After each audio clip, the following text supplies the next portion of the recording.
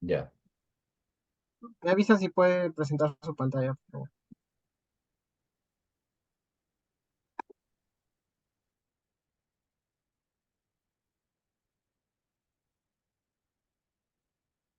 muy bien. Sí me escuchan, ¿no es cierto? Sí, doctor, sí se lo escucho. Ya, vamos a tratar de compartir algunas diapositivas relacionadas a fármacos en cardiología, ¿no? Voy a tratar de hacerlo un poco concreto, voy a centrarme en algunos datos principales que son de importancia para que ustedes lo tengan presente. Y por otro lado, ustedes van a tener esta presentación para que la puedan revisar con más detalle, ¿no? Así que no se preocupen si es que voy a pasar un poco rápido, ¿no? Entonces vamos de una vez a la presentación. Muy bien, se ve bien, ¿no? Entonces, miren, es importante que sepamos que las enfermedades cardiovasculares tienen un impacto en la mortalidad, ¿no? Y podemos ver en este cuadro, ¿no? Rápidamente que del año 86 al año 2015 estas condiciones han aumentado. Miren cómo las enfermedades cerebrovasculares, ¿no? Por ejemplo, han pasado del puesto 20 al puesto 2, ¿no? Lo mismo pasa con la diabetes, las enfermedades hipertensivas y obviamente el cuadro que podemos mostrar de los últimos años, obviamente si sacamos al COVID, vamos a encontrar que la mortalidad de las enfermedades cardiovasculares ocupan el primer lugar, ¿no? Y está de más decirlo que en otros países ya obviamente es el primer lugar, ¿no? Entonces significa que tenemos que prestarle atención a estas enfermedades porque son prevalentes y tienen mortalidad, ¿no? Entonces, las disfunciones también obviamente están aumentando, ¿no? O sea, así como existe un aumento de la expectativa de vida, un aumento de la población, también hay que entender que la mortalidad está aumentando. Mire acá, tenemos algunos, algunos datos, ¿no? Cómo cambia del 2010 al 2018, ¿no? Existían algunos datos relacionados a que el cáncer, ¿no? Son enfermedades importantes, obviamente, incluso de costo variable, ¿no? Bajo costo, alto costo, de gran impacto social, de un gran impacto emocional, incluso se le llegó a colocar como en el primer lugar. Hasta ahora, algunas empresas particulares lamentablemente mencionan de que el cáncer es la primera causa de muerte y ese dato es totalmente erróneo, ¿no? Pero aquí lo que vamos a decir es que las enfermedades del corazón y las enfermedades cerebrovasculares, por ejemplo, han tenido una variación del 200%. Se está en aumento. Y si está en aumento, algo tiene que estar fallando, ¿no? Algo tiene que estar fallando. Miren lo que decían estos autores en este artículo, ¿no? Que fue publicado el 2022, ¿no? Este, por ejemplo, aquí, ¿no? Tercero dice, replantear la educación médica del país para ir más allá de la enseñanza-aprendizaje, el diagnóstico y tratamiento de enfermedades, ¿no? Yendo hacia la prevención primaria. Es obvio, todo lo que estudiamos medicina o ciencias de la salud, queremos ver la enfermedad, ¿no es cierto? Pero yo creo de que tenemos que cambiar esa visión. Cuando vemos la enfermedad, como acabo de decir hace un momento, es que algo está fallando. Y estas enfermedades son prevenibles. O sea, la hipertensión se puede controlar, se puede prevenir. La diabetes se puede controlar, se puede prevenir. El infarto de miocardio se puede controlar, se puede prevenir, ¿no? Y no solamente es que conozcamos esta relación, sino que tenemos también que ejecutar estas condiciones, como es la nutrición saludable, ¿no? Actividad física, o sea, tenemos que nosotros mismos, como médicos, como profesionales, tenemos que desarrollar este tipo de actividades de manera adecuada. Entonces vamos directamente a lo que tenemos que ver. ¿Qué es la presión arterial? ¿No? Se considera que es normal menor de 120 y en diastólica menor de 80. Tienen que entender algo importante. Bueno, aquí no hay una pizarra, pero se lo voy a decir y presten atención. A medida que aumenta la presión arterial, aumenta la mortalidad. O sea, si una persona tiene 140, perdón, 160, su mortalidad es más alta de la otra persona que tiene 140 de sistólica. Entonces, eso ya está totalmente demostrado. ¿Dónde empieza la curva a ascender? En 115. Por eso, ¿no? Se utilizó 120, menos de 120 como valor normal. No es 120, es menos de 120. ¿Correcto? Y algo parecido pasa con la pasión diastólica. ¿Dónde empieza la curva a tener un aumento de mortalidad? En 75. Entonces, los datos tienes que tenerlos presentes, ¿no? Creo que para la próxima vamos a traer esa referencia porque nació como el año 2000, 2001 a raíz de un metaanálisis, ¿no? Una revisión de casi 1 millón de personas. Entonces, hay factores de riesgo cardiovascular, ¿no? Para desarrollar hipertensión que pueden ser modificados, como es el tabaquismo. El tabaquismo tiene una alta mortalidad, ¿no? El gasto social, económico es altísimo, altísimo. ¿La diabetes se puede modificar? Sí, se puede controlar y se puede prevenir. La dislipidemia también. El sobrepeso y obesidad también. ¿Por qué lo pongo juntos? Porque tener sobrepeso es igual que tener obesidad. Es idéntico. Los cambios fisiológicos y el riesgo que te aporta tener sobrepeso para desarrollar hipertensión es igual que el riesgo que te aporta la obesidad para tener hipertensión. Entonces ahí hay que tener bastante cuidado. La inactividad física de repente o el sedentarismo de repente pudiéramos pasarlo por acá arriba, como a, a- a un primer lugar. Si no se hace actividad física, el metabolismo está alterado. Si no se hace actividad física, el metabolismo está alterado y puede ocurrir distintos cambios en el cuerpo. Dieta no saludable, ni hablar, es algo más o menos tácito. Habrán condiciones que no son modificables, por supuesto, por ejemplo, la historia familiar de hipertensión, ¿no? El padre es hipertenso, el hijo hipertenso y los nietos, algunos de, vamos a suponer pues, que el abuelo, ¿no? Con cariño podemos decir, de 80 años hipertenso, el hijo de 60 años hipertenso y los nietos, que ya son de la tercera generación, de 30 y tantos, 40 años, ya están desarrollando hipertensión antes de los 50 años y muchos antes de los 40 años. Pero tener el gen de la hipertensión no significa que esta persona va a desarrollar necesariamente hipertensión, sino que hay los factores que intervienen aquí, como es la mala alimentación, el sedentarismo, el sobrepeso, y aparece, o sea, aparece esa expresión, ¿no? Esa expresión genética, ¿no? ¿Qué fármacos hay que usar? Es interesante que algunos guías mencionan a fármacos de primera línea, otras no. Aquí hemos tomado una guía, este, creo que es la guía europea, pero bueno. Menciona acá estos fármacos de agente de primera línea. ¿Por qué es importante mencionarlo? Porque si yo tengo hidroclorotiazida, enalapril, que es el número 2, losartán y valsartán, que es el 3, amlodipino, y además diltiazem, por ejemplo, entre los no dihidropiridínicos, con ese grupo de fármacos yo aseguro más o menos el tratamiento de casi el 90% de pacientes con hipertensión, que es el grupo de fármacos que tenemos en el Petitorio Nacional Único de Medicamentos. Entonces no necesitamos más. No necesitamos más. Para algunas condiciones particulares, por ejemplo, hipertensión con falla cardíaca, diurético, ¿no? Hipertensión asociada también a cardiopatía isquémica, beta bloqueadores, ¿no? Cuando tenemos que asociar algo más, por ejemplo, metildopa, pero en realidad metildopa es un fármaco que yo lo considero en desuso. Tenemos que usarlo poco. Tener precaución de que este alfa-1 bloqueante, que es la terazocina, ¿no? Se utiliza para hipertrofia benigna de próstata.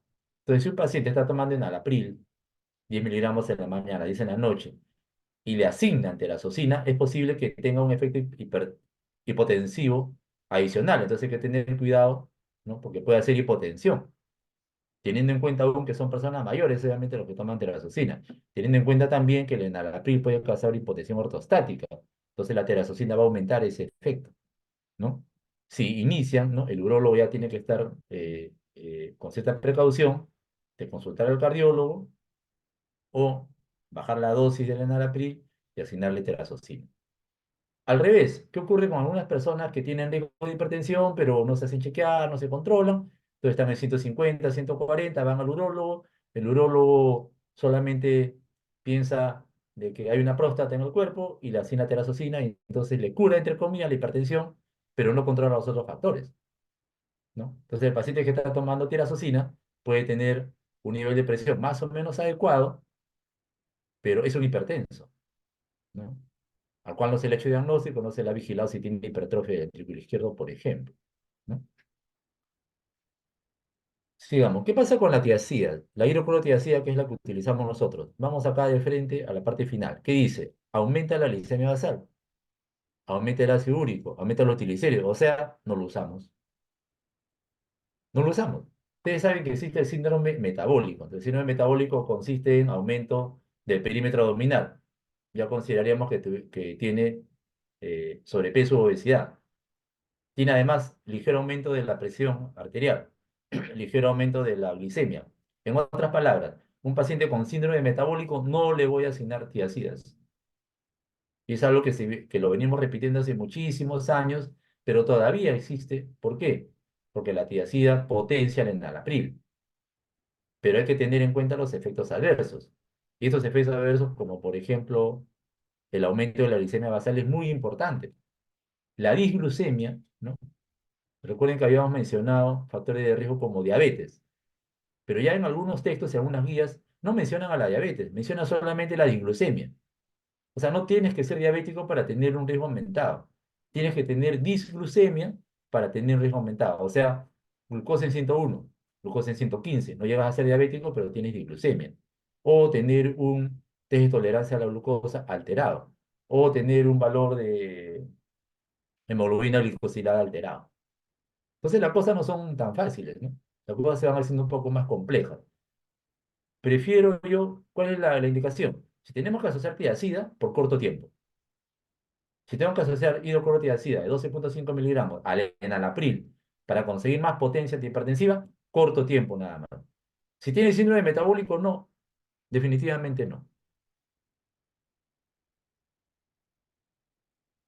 La hidroclorotiazida tiene una potencia antihipertensiva desde 6,25, ¿ya? La mayoría de veces asignamos 12,5.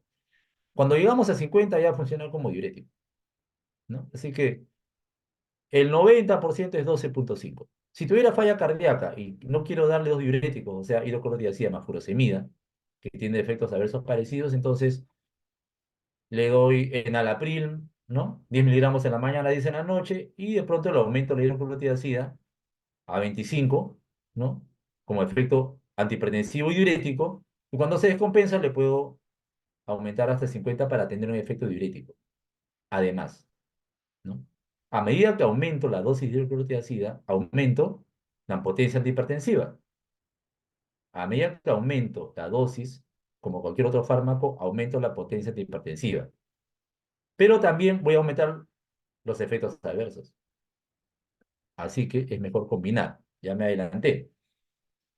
¿Qué pasa con los IECA y BRA? Entonces tenemos acá los IECA, inhibidores de la enzima convertidora en angiotensina, son los fármacos más utilizados, los más buenos, ¿no? Entonces tenemos el enalapril, ¿qué produce? Tos. Produce una tos seca, un picor en la garganta, ¿no? Hay que saber interrogar a la persona, hay que abundar, digamos, en el interrogatorio, porque a veces no lo mencionan y piensan que es una tos que la tienen porque de repente pues tiene alguna fibrosis, algo así, fibrosis pulmonar. Supongamos que tenemos un paciente con fibrosis pulmonar que tiene una tos leve. ¿Podemos asignarle enalapril? Sí, podemos asignarle, porque solamente el 25% hacen esa tos. No es que no tengamos que utilizar enalapril. Enalapril está cayendo en desuso, por una moda, pero no es porque sea un mal fármaco. Enalapril se debe seguir utilizando, ¿no? Hay que tener en cuenta que aumenta la creatinina, por lo tanto hay que hacer controles anuales o en los pacientes que ya empiezan con una creatinina de 1,4 o 1,5, hacer controles más periódicos, porque en ese caso, si la creatinina aumenta, deberíamos retirarlo o disminuir la dosis. Aquí mostramos a la enzima convertidora de angiotensina. Miren, este es el aspecto molecular, un gráfico, obviamente, ¿no? Para que ustedes sepan de que tiene una extensión extracelular, ¿no? Y ustedes recordarán que existe el ECA2, así como hay un ECA1, hay un ECA2, ¿no? El ECA2 también tiene una extensión extracelular y sirve o sirvió para que el virus SARS-CoV-2, el virus responsable del COVID, se adhiera e ingrese a la célula. Funcionó como un receptor. Entonces, habían algunas preguntas, ¿por qué el ECA que es una enzima convertida en angiotensina, y el ECA2 en este caso, funcionó como un receptor, ¿no? Por esta característica que tiene. Entonces, es posible que algunas personas que hayan tenido sobreexpresión de ECA2, ¿no? Hayan tenido más daño pulmonar. Los que no han tenido, los que no tienen sobreexpresión de ECA2, probablemente el daño pulmonar ha sido menor, ¿no? Eso no se ha investigado porque de repente va a ser difícil, pero probablemente encontremos algunos reportes. Recuerden que todos nosotros, los que hemos vivido la pandemia, somos especialistas en COVID. Somos especialistas. Si no eres especialista todavía, deberías empezar a leer porque hemos vivido esta época. No, pero yo era estudiante. No, tienes que saberlo. No, pero yo soy cardiólogo. Tenemos que saber qué pasó con el COVID, qué va a seguir pasando todavía. Esto lo voy a pasar y entonces acá el cuadro muy sencillo del sistema renina-angiotensina, ¿no? El sistema renina-angiotensina lo puedo alterar aquí, ¿no? Con un inhibidor de la enzima convertidora o puedo bloquear el receptor de angiotensina 2. En cualquiera de los dos lugares, nunca en los dos. No se puede combinar entonces IECA con BRA. No se puede combinar enalapril con losartán. No se puede combinar. Definitivamente no. Sí, pero hay estudios de algunos nefrólogos que quieren hacer un bloqueo dual, no sé, para casos especiales. No, ninguno de esos ha funcionado, ¿no? Y por último, el 90% de los pacientes hipertensos que vamos a manejar son comunes, así que no usarlos, así de claro. Si bloqueamos el ECA, que también degrada la bradykinin, entonces va a haber un aumento de bradykinin. Se ha mencionado que el aumento de bradykinin podría ser responsable de la tos en algunas personas sensibles, a la bradykinin, obviamente, ¿no? Entonces, son cosas que todavía no están muy relacionadas o todavía no se ha determinado bien cómo funciona eso. El sistema renina-angiotensina no es como lo hemos mostrado hace un momento, sino es mucho más complejo y esto todavía es un esquema, ¿no? El clásico es este de acá, ¿no? Angiotensina 1, ¿no? Y angiotensina 2 con su receptor AT1. Existen otros receptores, AT2, AT3. Existe otro eje que es muy importante, que a veces no se menciona. El eje angiotensina 1, angiotensina 1,7, más. ¿Y quién interviene en esta transformación? El ECA2. Y aquí, bueno, en este cuadro pudiéramos hablar inclusive hasta 15 minutos de muchas condiciones desde el punto de vista fisiológico y terapéutico que ocurren, pero no es el caso en este momento. ¿Por qué necesito bloquear el receptor de angiotensina tipo 1? Porque ese receptor lo que hace es, produce vasoconstricción, produce aumento de aldosterona y aumento de la actividad simpática. Entonces, si lo bloqueo, voy a conseguir un efecto antihipertensivo. Después del descubrimiento del IECA, otro descubrimiento importante es el descubrimiento de los BRA, o sea, de los sartán.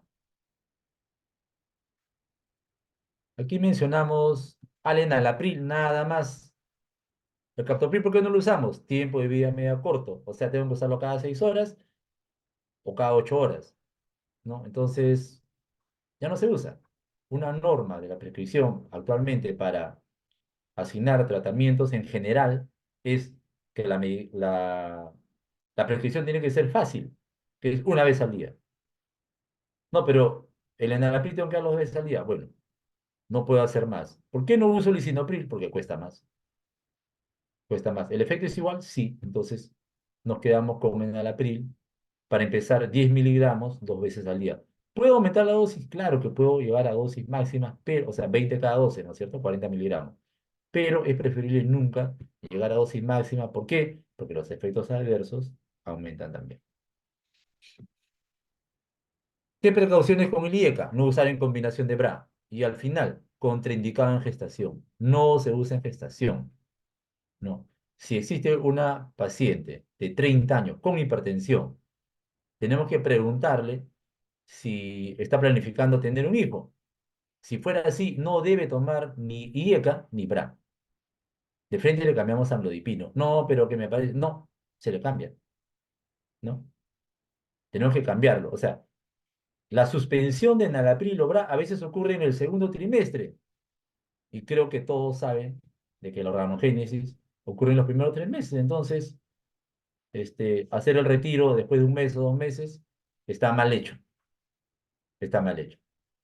¿no? Incluso la condición de un control prenatal debería ser pues antes, ¿no es cierto? Un poco antes, no esperar a que la persona esté gestando. Preparar a la mujer desde el punto de vista fisiológico, económico, social, una serie de condiciones que ojalá alguna vez haga un plan distinto.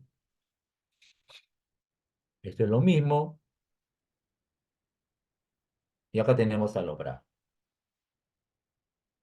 Inicialmente cuando apareció los sartán, valsartán y irbesartán se utilizaba una vez al día, pero nos hemos dado cuenta que tienen poca potencia, por eso están ahí arriba, ¿no? Y los que están abajo tienen más potencia. A medida que vamos bajando, aumenta el precio también. Entonces, el bajo costo yo creo que nos puede favorecer. Si tenemos un paciente que le asignamos los sartán 50 cada 12, lo combinamos con amlodipino, creo que es suficiente. Quiero aumentar un poco la potencia, voy a valsartán. Y el valsartán ya no está en el petitorio. Ojalá que entre el valsartán o de repente nos gustaría que entre el petitorio de frente al olmesartán, que es muy potente, ¿no? Porque recuerden ustedes que hacer un buen tratamiento no está aquí en los cuadros que estoy presentando, pero si hacemos un buen tratamiento de la hipertensión, estamos disminuyendo más o menos en un 50% la aparición de insuficiencia cardíaca. Si hacemos un buen tratamiento de la hipertensión, estamos disminuyendo más o menos en una tercera parte los accidentes cerebrovasculares. Si hacemos un buen tratamiento de la hipertensión, o sea, si asignamos un gasto adicional a un programa de antihipertensivos, asignándole olmesartán, lisinopril, por ejemplo, voy a prevenir infartos, ¿no? Un infarto o un desorden cerebrovascular cuesta más o menos una hospitalización de 5 a 7 días, más o menos unos $10.000. Entonces, miren lo que vamos a ahorrar, ¿no?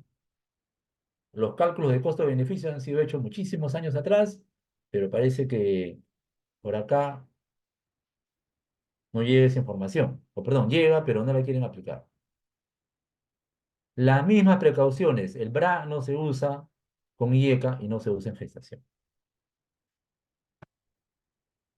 Miren este comunicado que salió el año 2018 y lo pongo acá porque hay otros comunicados parecidos en relación a la contaminación de esta impureza que es al NDMA, ¿no? Es un probable carcinógeno. Claro que para tener la carcinogénesis hay que consumir una sustancia adicional, pero tengan en cuenta también de que la sensibilidad es variable. Entonces no necesariamente tengo que contaminarme con mucha dosis de NDMA para desarrollar un cáncer. Puede ser que tenga yo otros contaminantes tipo tabaco y le añado el NDMA, entonces puede aparecer cáncer. El asunto es de que el valsartán se vio que estaba contaminado y ya todos esos lotes ya fueron retirados hace mucho tiempo y se empezó una nueva venta, ¿no? Y esto creo que pasó en laboratorios de China. Y bueno, casi todo pasa en China, ¿no? Ya ni qué decirlo. Ese es otro dato y me pareció interesante. Así como estos comunicados, estas noticias, estas revisiones, hay un montón de revisiones relacionadas a la farmacovigilancia que no se hace lamentablemente en nuestro país, ¿no? Así como existe un servicio de cardiología, un servicio de gastroenterología y cirugía, debería haber un servicio de farmacovigilancia. ¿Para qué? Para detectar los efectos adversos, ¿no? Solamente como ejemplo. Como un ejemplo, y es lo que estamos viviendo ahora. Se menciona que las vacunas tipo RNA mensajero para el COVID no son seguras, pero se ha hecho farmacovigilancia en el Perú, obviamente no. No. Pero en una ocasión se hicieron reportes de miocarditis en personas jóvenes, acá no se reportó nada, ¿no? No se ha hecho y no se va a hacer tampoco, no está hecho, ¿no? Solamente salen unas noticias periodísticas, pero ni un inmunólogo nos dice cuánto dura, digamos, mi estado inmune, pues si yo me contamino, si yo me contamino por COVID de manera natural, voy a desarrollar una inmunidad propia que tiene que durar más de 3 o 4 meses, no 15 días, ¿no? Pero bueno, lo dejamos ahí. Entonces, ¿qué pasa? ¿Qué no dice este artículo? No dice que las personas que utilizaron IECA durante más de 5 años hay una relación con cáncer de pulmón, ¿no? Hay una relación. No es al 100%, pero hay una relación. ¿Cómo tomo yo esta noticia? Tengo un paciente con 5 años con enalapril, le puedo reducir la dosis o le puedo cambiar a los sartán, ¿no? ¿Qué más? Miren, ve, la combinación de fármacos también es malísima. Si yo tengo enalapril, ¿no?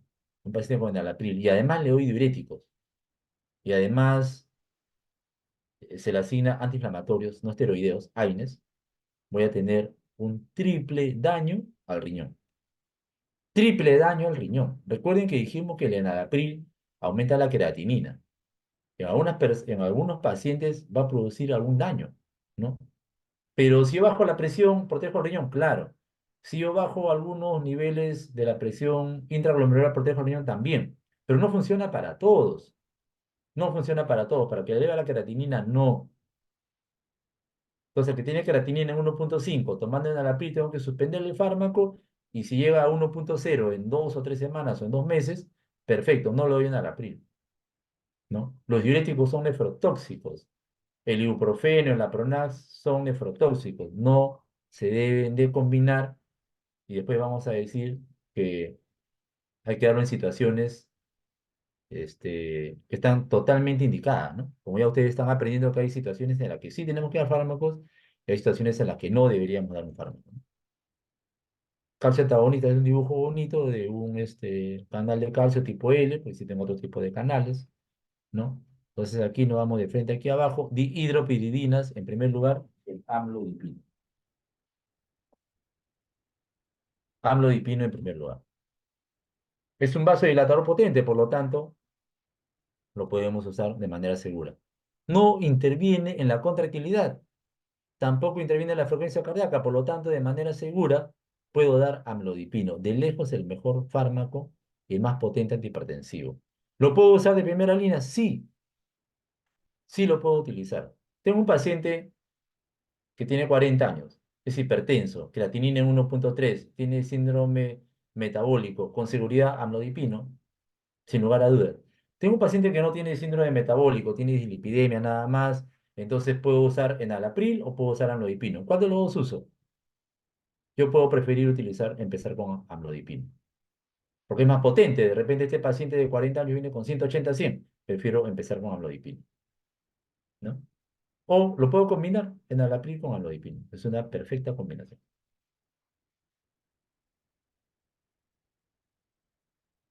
El amlodipino se usa a dosis hasta 10 miligramos. La dosis inicial siempre es 5 miligramos una vez al día. Algunas veces funciona a 2,5. Y sí es bueno darles a los que son hipertensos severos 10 miligramos al día. Es muy potente.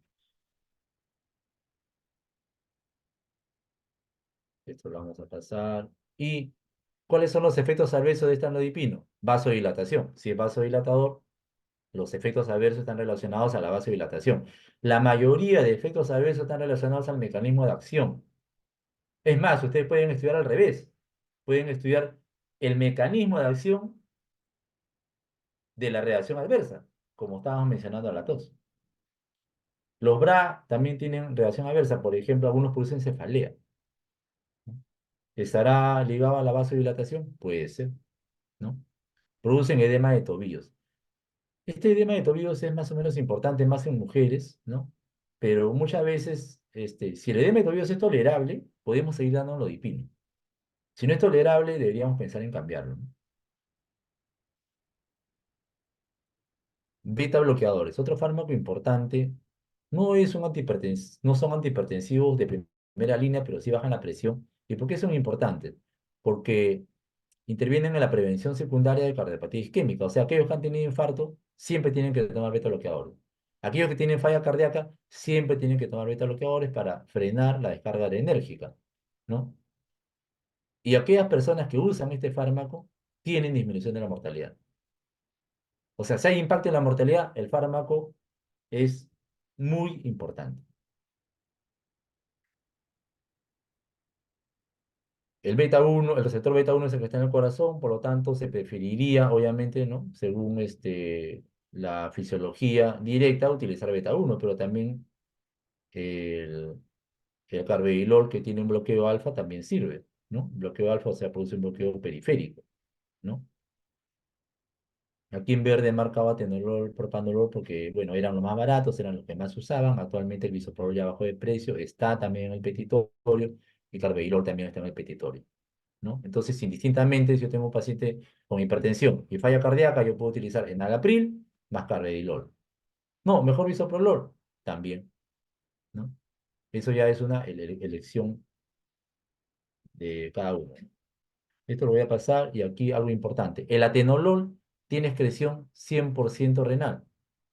100% renal. Y tengo un paciente de 70 años que ya tiene falla renal, ¿no? Que ya tiene algo de falla renal. Además es diabético. Entonces tiene una doble chance de tener insuficiencia renal. Es posible que si le doy atenolol de 50 miligramos, ¿no? Su frecuencia cardíaca llegue a 40 latidos en 2 o 3 semanas y se presenta la emergencia. Entonces no asignarle. Ya sabemos que es 100% renal. Entonces le doy bisoprolol. No, pero es más barato, pero no. Tenemos que saber utilizar los fármacos, ¿no?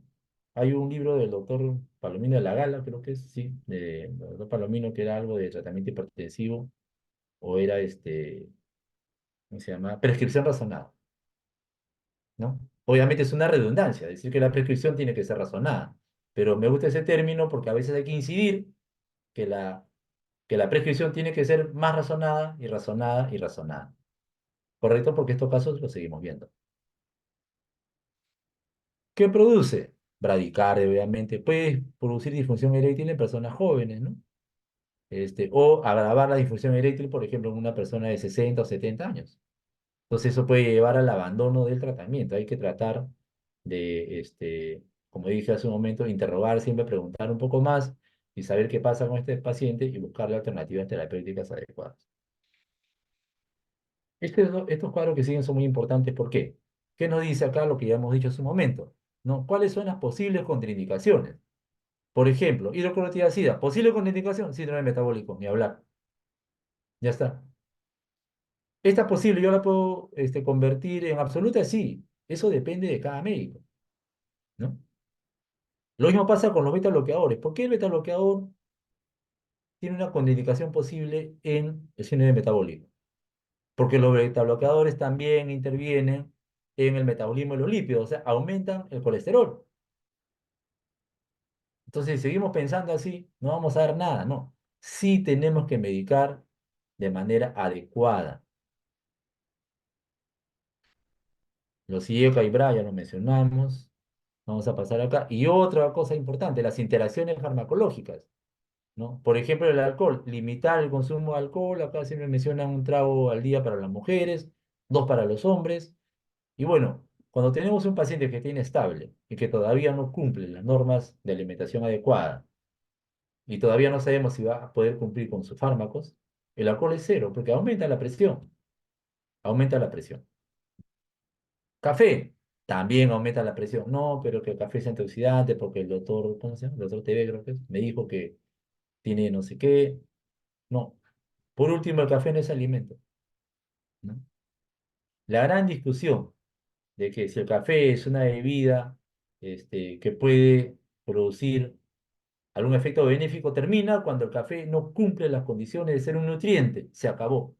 No es un nutriente. Se va. Se usa cafeína, por ejemplo, para ejercicio físico, ¿no? Como ayuda ergogénica, antes de la actividad física. 60 minutos antes produce una activación del sistema nervioso. Yo no le llamo tanta activación, lo que produce más es un desorden, ¿no? Y entonces la persona, si, si canaliza ese desorden del sistema nervioso haciendo ejercicio de alta intensidad, no es que me tomo un café para caminar 2 vueltas a la manzana.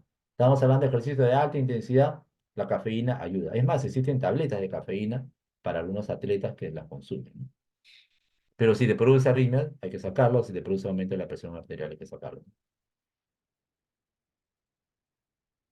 Algo importante, fenilefrina. ¿Dónde está la fenilefrina? En los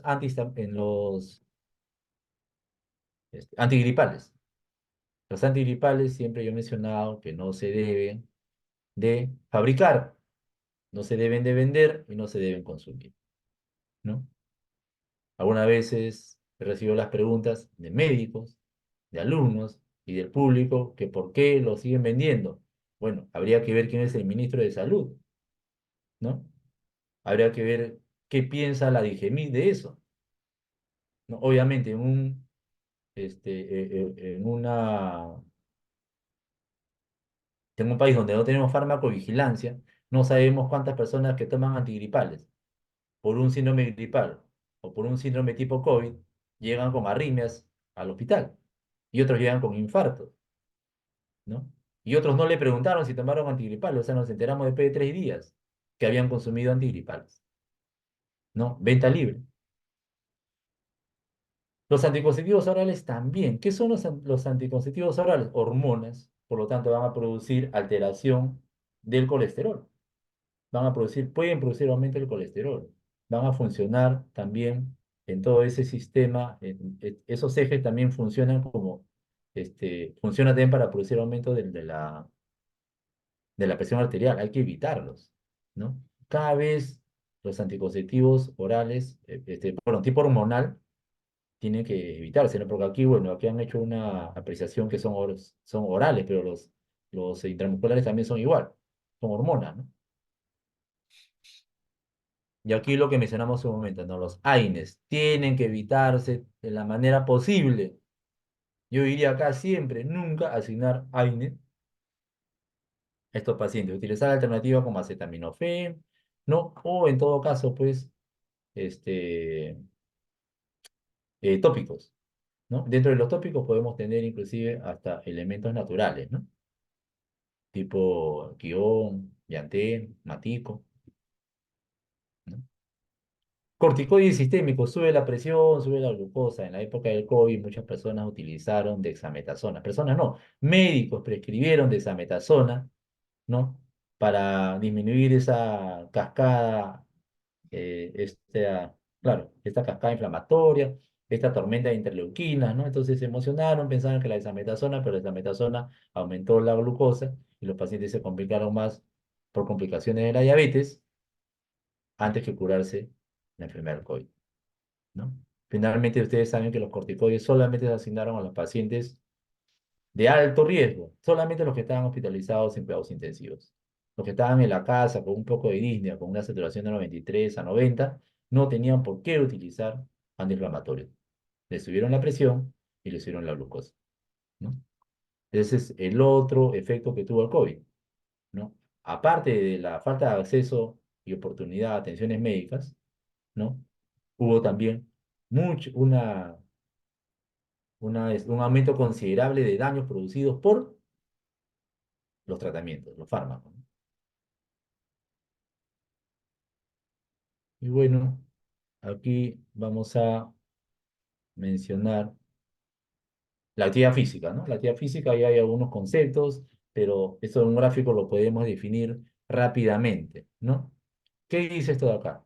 Que las personas que están en azul hacen menos de 5 meses de ejercicio. No es un equivalente metabólico, ustedes pueden ubicar de qué se trata, pero básicamente es el azul hace menos ejercicio y el marrón hace más ejercicio. ¿Quiénes mueren más? Los de azul.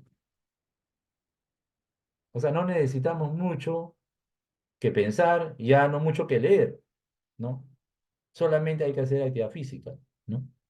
Los que hacen actividad física mueren menos. Y aquí están los grupos, inclusive acá, mira, han puesto un grupo de tabaquistas. Sabemos que tabaco no debe existir. Actualmente hay unas noticias y que siempre ha habido, de esas noticias periódicas, ¿no? De aumento del impuesto selectivo al consumo al tabaco. El tabaco tiene que desaparecer. Nuevamente nos preguntamos dónde está el ministro de Salud. El tabaco produce más muerte que el alcohol. Entonces, ¿por qué no mencionan eso y dicen el tabaco no se debe vender? Dicen, no, pero aumenta el contrabando, ¿no? Pero son excusas, ¿no? Solo que chocan contra una industria que debe desaparecer. Tiene que desaparecer. Si ustedes revisan cuántas muertes produce el tabaco, muertes directas y muertes indirectas, ¿no? Es catastrófico, ¿no? No debe existir. Bueno, parece que los ministros de salud no han leído medicina o no vinieron a estas charlas, ¿no? ¿Qué pasa con la sal? La sal es un elemento negativo. Miren, este estudio es antiguo, del año 91, ¿no? No necesitamos leer artículos del 2024. También tienen que leer artículos del año 90, del año 2000, ¿no? Entonces, en blanco están los que son normotensos. Un normotenso de 54 años deja de comer sal y baja 4 puntos la presión, 3 puntos. Un hipertenso de 54 años deja de comer sal y su presión baja hasta 10 puntos. Entonces tiene que dejar de comer sal. Tiene que dejar de comer sal. Y estamos hablando acá, miren lo que dice acá, cambios en la presión arterial media, o sea, no estamos hablando de sistólica. Ustedes saben cómo se calcula la presión arterial media, ¿no es cierto? Entonces, si la media baja en 10 puntos, imagínense la sistólica estaría bajando por lo menos en 15 puntos, ¿no?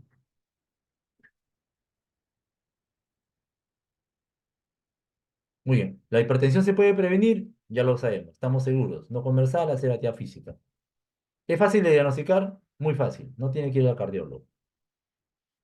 ¿Existen políticas de salud que pueden facilitar a la población a escoger un mejor de vida, un mejor estilo de vida? No existen, ¿no? Deberían existir. En eso se deberían preocupar, no en los octógonos o en otras cosas que no tienen impacto en la salud, ¿no? O sea, un impacto verdadero, ¿no? O un impuesto selectivo al consumo, o sea, eso no tiene ningún impacto en la salud, no existe. No existe un historial claro, ¿no? En las pocas noticias que he buscado en otros países que el aumento del impuesto selectivo al consumo produzca un beneficio a la salud. No, no, es solamente mencionar que sí, pues el Perú está haciendo algo por bajar un poco el consumo, haciendo algo, eso es hacer nada. Mantener un adecuado estilo de vida gratuito, más que gratuito. Existe una amplia variedad de tratamientos farmacológicos que le he demostrado que puedo tener hasta 20 fármacos yo puedo utilizar para pacientes con hipertensión, sin embargo, solamente con 5 fármacos, ¿no? Y dos plus que yo quisiera tener, como es el lisinopril o el mesartán, ¿no? Puedo tener un control muy efectivo en pacientes con hipertensión. Bien, hasta aquí he utilizado creo que va a ser casi 30 minutos. Hay muchos datos más todavía de qué hablar, pero creo que pudiéramos hacer una ronda de preguntas, si hubieran preguntas.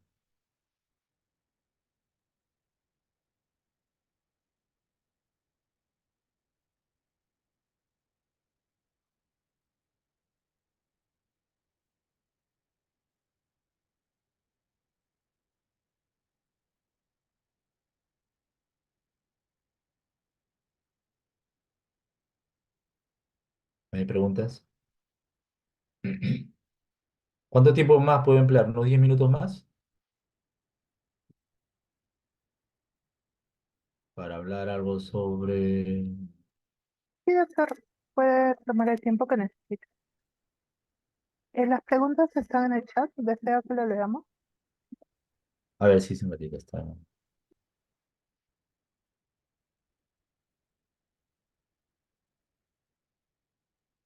Sí, el doctor Willy Pajuelo pregunta, ¿es correcto el uso de captopril sublingual?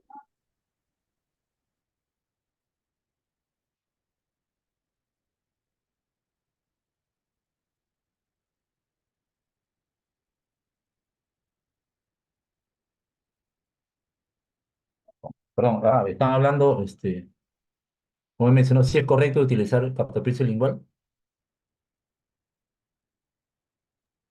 Sí, doctor, esa sería la primera pregunta. Como terapia, captopril como terapia a largo plazo en hipertensión, no. Captopril a largo plazo, definitivamente no. No va, no se debe usar. Pero solo tengo el captopril, no, tiene que cambiar.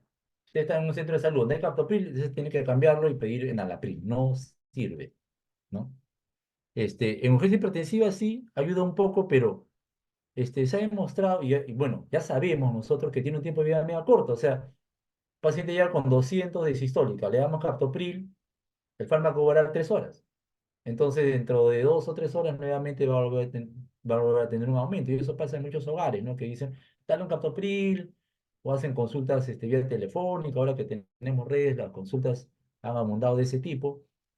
Entonces, es preferible utilizar un fármaco potente, porque si se ha inestabilizado es porque algo está pasando. Vamos a suponer que es una infección urinaria. Estamos seguros que es una infección urinaria, pero inestabilizó la presión. Si no toma amlodipino, le doy 5 miligramos de amlodipino de frente, mientras le voy bajando con el captopril. O sea, el captopril lo uso para algo rápido y el amlodipino que dura 24 horas para un efecto sostenido, ¿no? ¿Qué pasa con la aspirina? Bueno, la aspirina, pues, en riesgo nada más, ¿no? Mire, ve, la aspirina inclusive en prevención primaria, en las guías que maneja Estados Unidos, no menciona que debe ser dada como prevención primaria. La aspirina no debe ser utilizada como prevención primaria. No. La aspirina solamente se usa cuando el paciente es postinfarto de miocardio o postinfarto cerebral. Nada más. Pudiera utilizar yo en un paciente que es tabaquista, que acabo de demostrar que tiene una lesión coronaria y que tiene hipertensión y que es de alto riesgo, lo puedo utilizar por un tiempo corto. ¿Por qué? Porque yo tengo que bajar el riesgo. Una tarea que tiene el médico es bajar el riesgo de los pacientes. No puede quedarse un paciente con un score de Framingham, digamos, alto. Tengo que bajarlo, tiene que bajar de peso, tiene que hacer ejercicio. Porque si voy a dar aspirina para frenar eso, eso no es hacer medicina. Ahí estamos mal. Y lamentablemente algunas guías europeas y americanas están mal. Terapia doble, terapia doble, dice, ¿no? Doble. Los sartán, 50 miligramos cada 2 horas, excelente. Un calcio antagonista, tiene que ser amlodipino. El mejor tratamiento de lejos es enalapril más amlodipino, los sartán con amlodipino. No tengan duda, no tengan duda. Pacientes en la UCI, dosis máxima ahora 2 IECA, no, pacientes críticos en la UCI que están haciendo crisis hipertensiva, si ya se le puso, por ejemplo, nitroglicerina endovenoso, tenemos que empezarle un fármaco de larga duración. Si el paciente tomaba ya los sartán y entró por un DCB, está en la UCI intubado, ¿no? Y está con 180 sistólica, lo hizo en alapril, obviamente por la zona nasogástrica, y le aumenta amlodipino. No hay ningún problema. Tengo que tener cuidado cómo está la creatinina. Si es un paciente que ingresó a la UCI porque hizo una pilonefritis aguda, tiene una insuficiencia renal aguda, con una creatina en 2, no le voy a dar los sartán, no puedo darle, tengo que darle solamente amlodipino. Pero no baja la presión, entonces voy a utilizar dosis ya dosis no habituales de amlodipino, le llamo yo. 10 miligramos en la mañana y 10 miligramos en la noche, 20 miligramos al día. Yo tengo que bajar la presión como sea, pero no puedo arriesgarme a darle IECA o ARA-12 en un paciente crítico que tiene insuficiencia renal aguda. No puedo. Pacientes que debutan con hipertensión sin factores de riesgo, iniciar terapia doble. Hay que iniciar terapia doble si la presión está por encima de 160 y por encima de 100. Pero a veces bueno, eso ya depende, digamos, de la decisión de cada uno, ¿no? Si yo sospecho que esa hipertensión ha sido producida en las últimas semanas por exceso de alimento, por exceso de alcohol, entonces me puedo quedar solamente con amlodipino y esperar que la persona corrija todos sus hábitos y le va a ir bien, ¿no? Porque no solamente tenemos que bajar el número, tenemos que encontrar los otros factores. ¿El amlodipino genera edema inferiores? Sí, lo dije que era en el tobillo. Si aumenta por encima del tobillo, hay que retirarlo, bajar la dosis. Pacientes con hipertensión arterial jóvenes, ¿qué etiologías tener en cuenta? Esa es una pregunta interesante y lo mencioné. Le dije de que actualmente estamos viendo personas menores de 40 años, ya, claro, entre 30 y 40 años con hipertensión esencial, ¿no? Los libros estaban escritos y decían, a partir de los 50, hipertensión esencial. Debajo de los 50, ¿no? Causa secundaria, ¿no? Estenosis de la arteria renal, coartación de aorta, ¿no?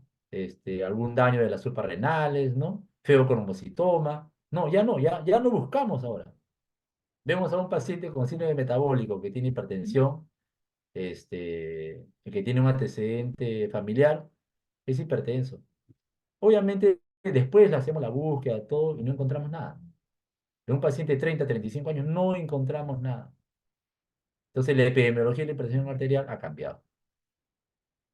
Crisis hipertensiva resistente al tratamiento, podemos apenas con furosemida. No, ese es un error gigante. No se usa furosemida. Eso estuvo escrito en un libro, no me acuerdo quién es el autor, un famoso autor que hablaba sobre hipertensión, ¿no?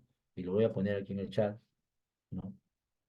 Este, ¿Quién es responsable del aumento de la presión? La renina. Hemos visto que hay un eje renina-angiotensina. Y ahí en ese eje funcionan los fármacos que van, que van a controlar esta presión.